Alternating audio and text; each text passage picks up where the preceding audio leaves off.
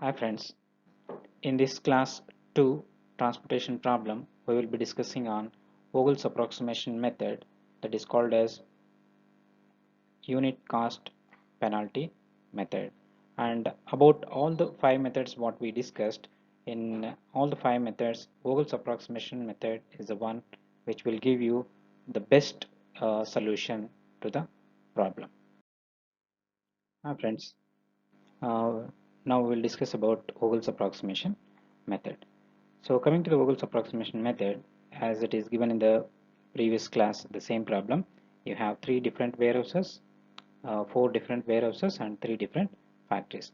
And whatever the values it is given in the table are related to cost of transportation. That is, when you transfer goods from factory 1 to warehouse 2, it costs rupees 30, and when you transfer goods from factory 2 to warehouse 1, it costs rupees 70 per unit of transfer of goods. And the factory capacities are given and the warehouse requirements are given. So based on these data, you need to require to calculate initial basic feasible solution by Vogel's approximation method or unit cost penalty method. So here you need to identify first the cost penalty values from the cost matrix, and out of that you need to identify the highest cost matrix to allocate the units. So how to identify these penalty values? So to identify these penalty values, you need to check row wise as well as column wise for the first minimum value and the second minimum value, and you need to take the difference. So now first we will see, when you take the first row, what is the lowest value here? 10 is the first lowest value. Then immediate lowest value is 19. So when you take the difference between 19 and 10, you get the value 9 here. That is the first penalty. Similarly, when you take the second row, the lowest value is 30 and second lowest value is 40.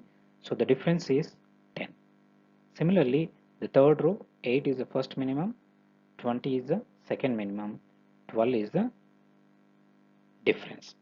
So these are the first penalty values for row. Similarly, you can identify the penalty values for the column wise.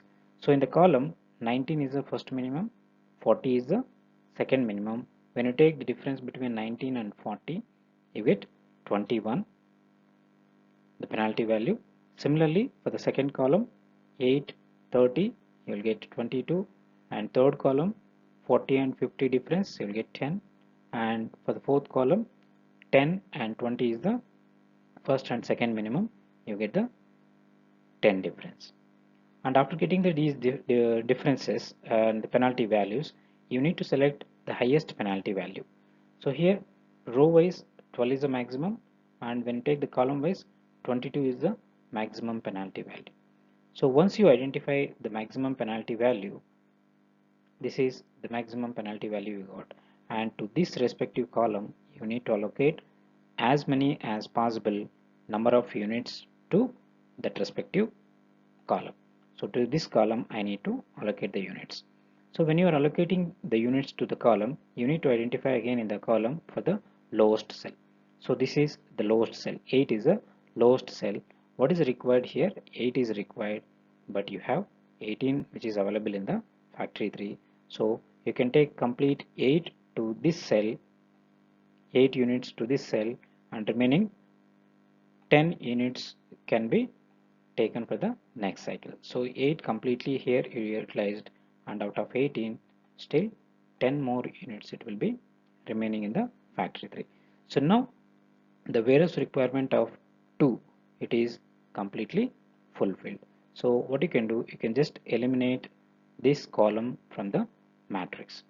So after eliminating the second column from the matrix, similarly how you have done the penalty values in the first stage, similarly you need to identify the second penalty values leaving the second column.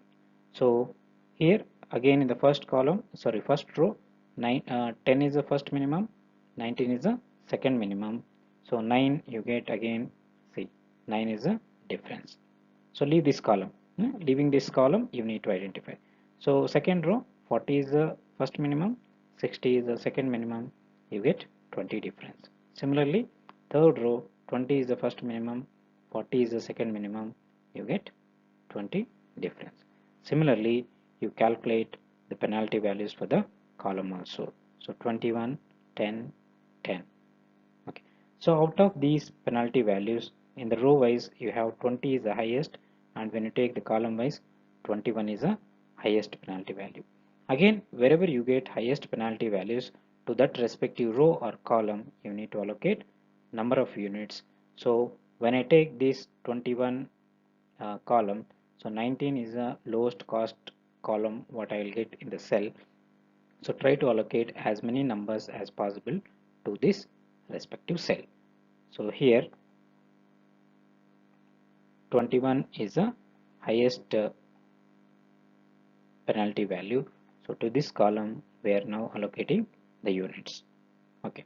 So again in that 19 is the lowest cell value. So because of that we are allocating to this respective cell. So what was it was required 5 units it is required. So all 5 units completely we have utilized here, and out of 7 we have taken 5. So still there are 2 remaining in the factory 1. Now again warehouse 1 requirement is completely fulfilled here.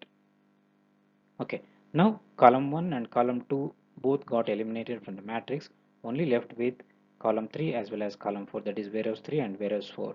So similarly, like penalty 1 and penalty 2 values what you calculated, similarly you calculate penalty 3 values now. So 10 is the first minimum, 50 is the second minimum, so the difference is 40, and similarly 40 is the first minimum, 60 is the second minimum, 20 you get, and 20 is the first minimum, 70 is the second minimum, 50 is the difference what you get.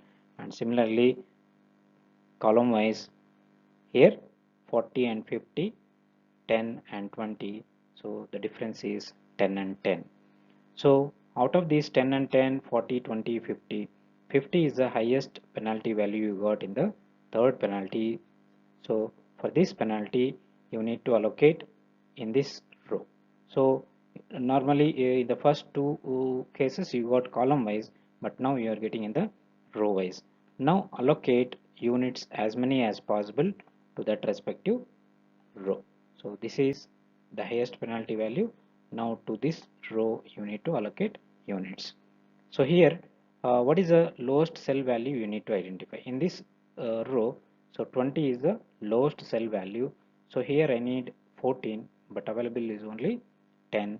So I can take maximum 10 to this cell out of 14 what I required. So still I need 4 more from still I need 4 more to the warehouse 4. So here 10 completely I have taken, and 0 it is left here. So once you completed this one, so the factory 3 capacity is completely utilized here. So the third row it is eliminated from the matrix. Now left with only 2 rows and 2 columns, 50 and 10, 40 and 10. Similarly, you need to again calculate the penalty values. So 10 minus 50, you will get 40, the difference. No, there is no importance for this sign here, just difference we are taking. 40 and 60, the difference is 20. So similarly, come to the column wise. Again, here 50 minus 40, you will get 10, and here 10 and 60, the difference is 50. So what is highest penalty value here? 40, 20 and 50. So again here 50 is the highest penalty value. In this column you need to identify the lowest value. Lowest value is 10. So to this cell you need to allocate how many units? 4 units it is required, but available is only 2. You can take only 2 for this one.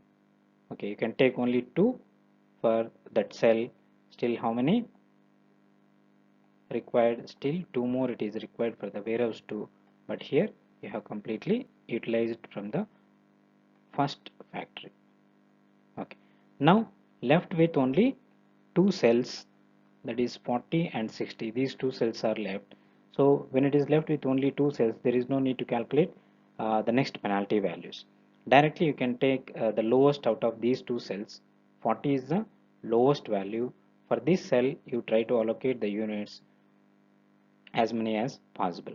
Now how many required here? 7 is required, 9 is available, so I can take completely 7 here. So once I take 7, so how many it will be remaining there? So if I take the requirement 7, still 2 more it will be remaining here. So the next last cell available here is this one 60, and what is required here for the warehouse for 2, and what is available from the factory to 2. So I can take 2 units to this cell, so that all what do you call the requirements as well as the supply whatever it is there completely it is utilized. So now there is no requirement or there is no capacity which is available to allocate. Now the problem of allocation of units is completed. So once you complete the allocations, next step is to multiply the products with the cost unit cost which is given in the cell 5 into 19 plus 2 into 10. Like take the product and sum of all these things, you will get the initial basic feasible solution. And when you calculate the initial basic feasible solution by multiplying 5 into 19 plus 2 into 10, 7 into 40, 2 into 60 plus 8 into 8 and 10 into 20, you get 779 as the initial basic feasible solution. And when you compare with the previous four methods, so normally you will get the best solution in the Vogel's approximation method with a very low cost, or the optimum cost what you get from the Vogel's approximation method. So thank you for listening to the video. Dear friends, in the next class we'll be discussing about the optimality solution. Whatever we got in the first class and second class, the initial basic feasible solution, the same solution can be improved to an optimum solution. And this optimum solution, how to calculate and what are the different methods we have, we will discuss in the next session. Thank you.